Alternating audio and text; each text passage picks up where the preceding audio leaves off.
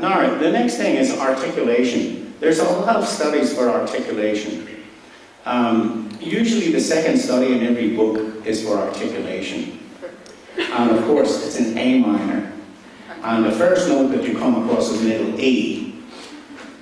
And they all go like this.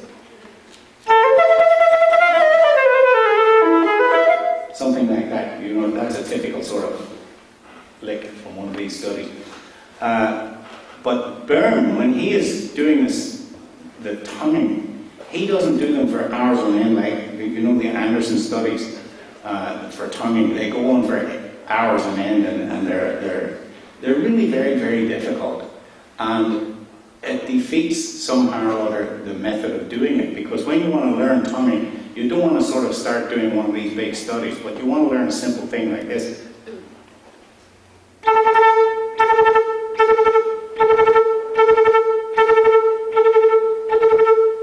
That's the double tonguing. But of course, you know what is even more important is single tonguing, because we use single tonguing more than double tonguing. Let me give you an example. You know this famous piece?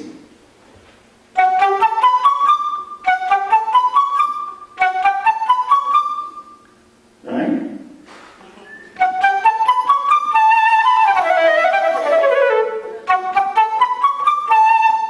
So when you play the D major concerto, what do you think about when you do that?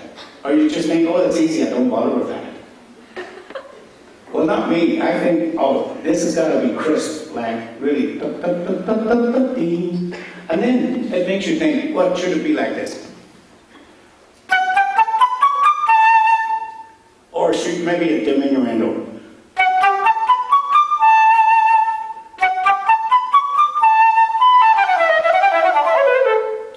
You see what I mean? It gives you the possibility when you start to think about it of changing something, because you know the first couple of bars is easy compared to what happens in the middle of that concerto when you have to get seriously involved with scales like this.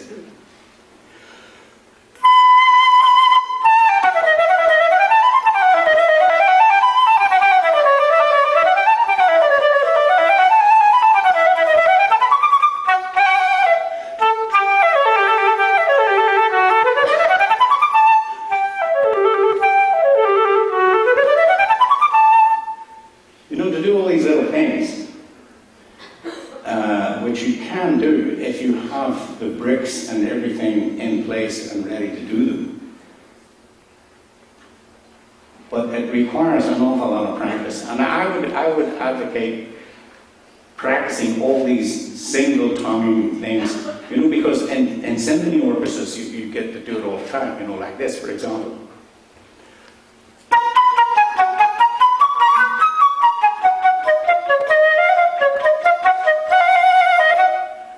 Itself is difficult, you know, that scale.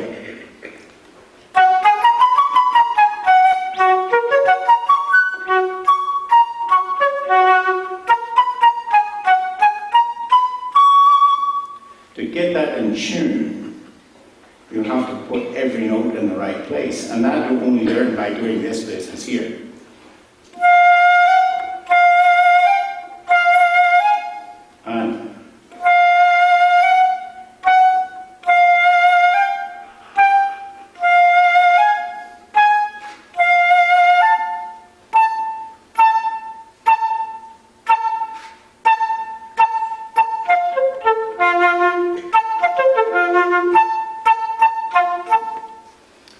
Just by practicing, there's an awful lot of things to practice on the flute and get better.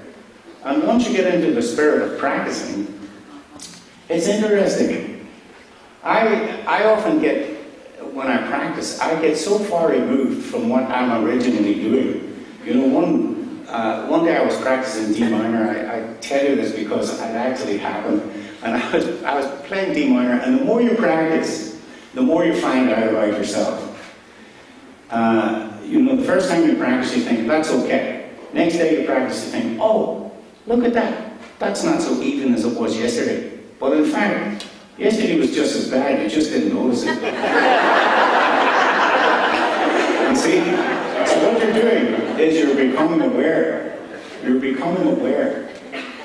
so that when you practice, you're aware of what's going on.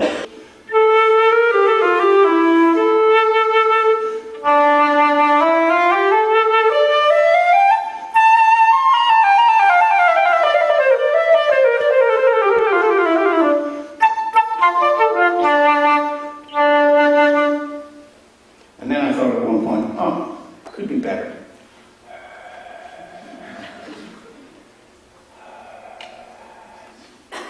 We'll do this in a minute.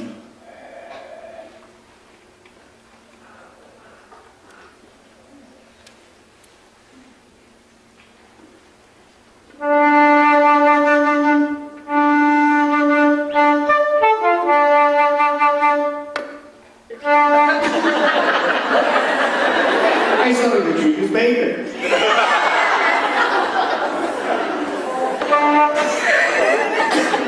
Julie used to kill me every time he did that. I thought, why is a guy like that doing a thing like that?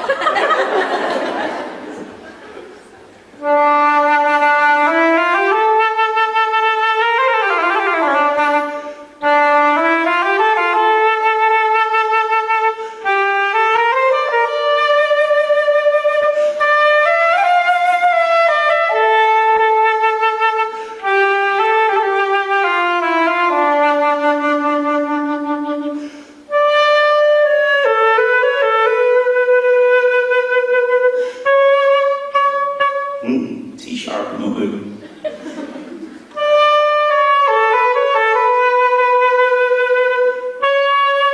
Like that. And at this point the door opened and my wife came in. She said, what are you doing? I said, oh, I'm practicing D minor. Well, I was getting to know everything about D minor, about the problems of the embouchure involved in there, because D minor is not always going past like a flash. It goes slow sometimes, you know? It's not always like this.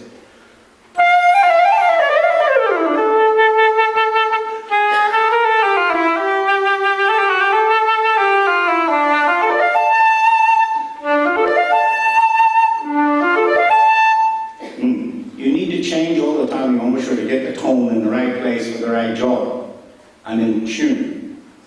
Right? But then, a couple of years ago, well, maybe about 15 years ago, my wife was teaching a friend of ours who's 52 to play the flute. And they were doing this sonority thing, and I thought, wow, I gotta do something about this, because these two are got their head against the wall here. So I wrote this exercise out. Mark, can you dig that one up? You know the one I'm talking about? This thing here. Because in short space, it made you aware of the problems with your embouchure.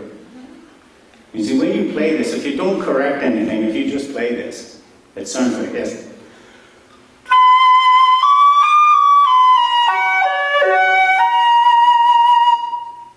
Right? Did you hear that?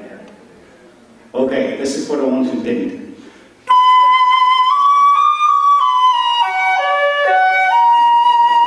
Right? Now, what are we going to do about that?